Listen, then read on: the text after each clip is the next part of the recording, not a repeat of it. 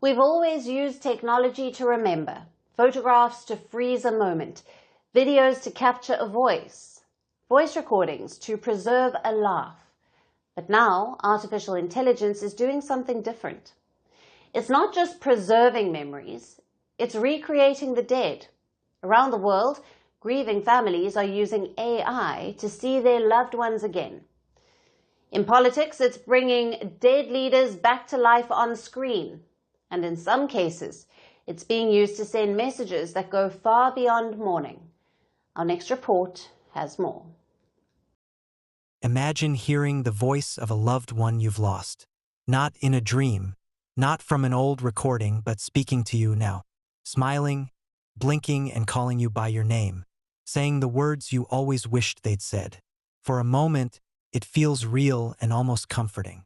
The face looks familiar, the tone exactly as you remember. But it isn't memory bringing them back. It's artificial intelligence. A line of code and a creation built not by love, but by data and technology.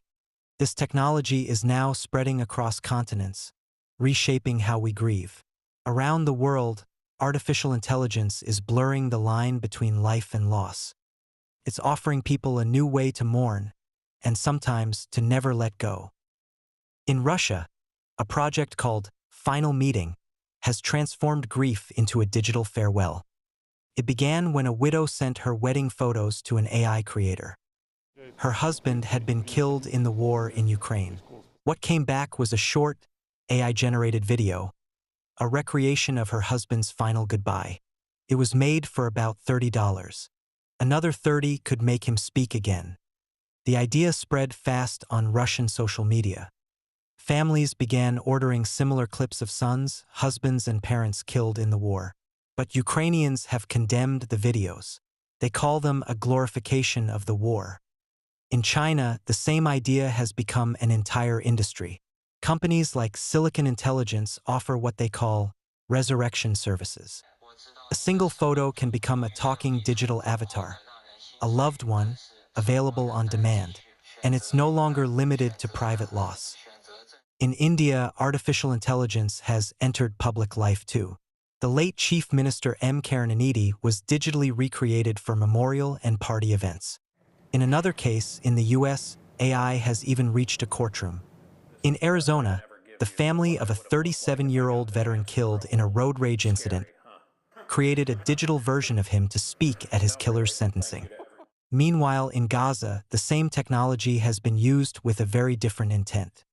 To mark 2 years since the October 7th attacks, Hamas released an AI-generated video showing its leader Yahya Sinwar and scenes from the assault, a simulation used not for mourning, but for messaging.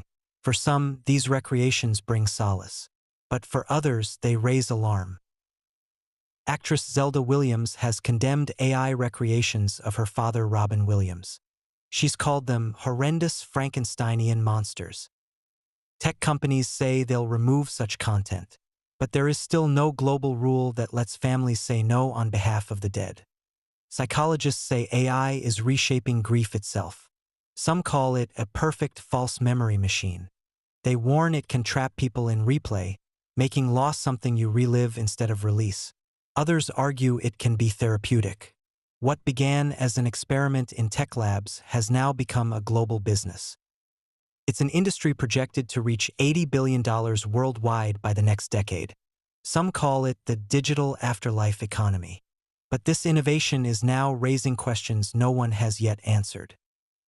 Can technology help us heal, or will it make it harder for us to let go?